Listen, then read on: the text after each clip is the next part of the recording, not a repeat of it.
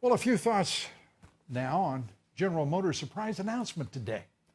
A moment of incendiary corporate clumsiness and callousness and maladroit analysis and strategy that reveals far more about General Motors than its management would like any of its investors to know.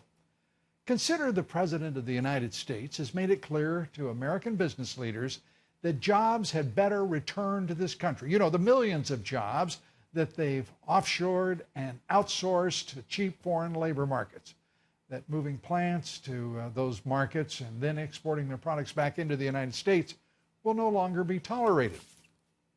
Labor arbitrage is what it's called. It's just a fancy expression for killing American jobs. Management in every industry must do far better by this country and our workers.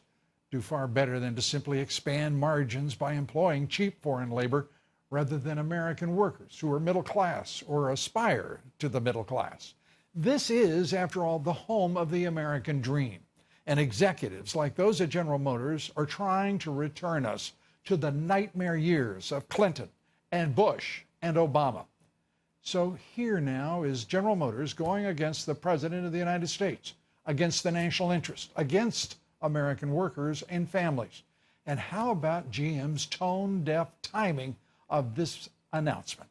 Which of the brilliant GM executives decided a few days after Thanksgiving, less than a month before Christmas, that this would be the absolute perfect moment to announce they've decided to destroy the livelihoods of 15,000 GM workers? That took genius, didn't it?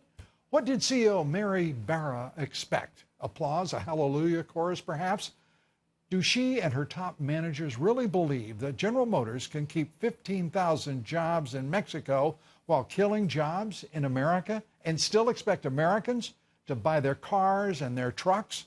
Do they really believe Americans will buy products from any company that closes 4 plants in the United States, keeps 5 open in Mexico, while maintaining the largest number of factories in Mexico of any U.S. car maker, with more employees in Mexico than any other car maker? And oh yes, what about that huge tax break that President Trump just gave corporate America? Really?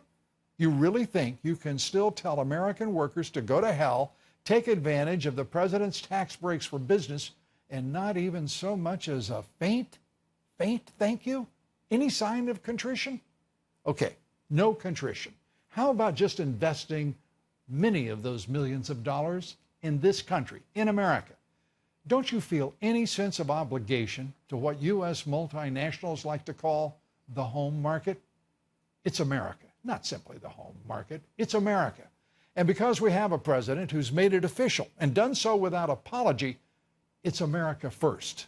What GM's management today announced is obscene and does absolute violence to what this country stands for once again: prosperity for all Americans. And thank God President Trump reminded all Americans that he does something that unions haven't done in decades, that neither party has done in decades. President Trump represents American workers and their families and the American way. President Trump told GM executives today, quote, "You're playing around with the wrong person," end quote. Even the dim big shots at General Motors should understand that their assault on decency and loyalty will not end well for them. Perhaps GM should just consider exporting the company's top management to a much cheaper foreign labor market and keep the rest of GM's jobs in America. Just a thought. We can only hope the board of directors at GM will take up, perhaps soon.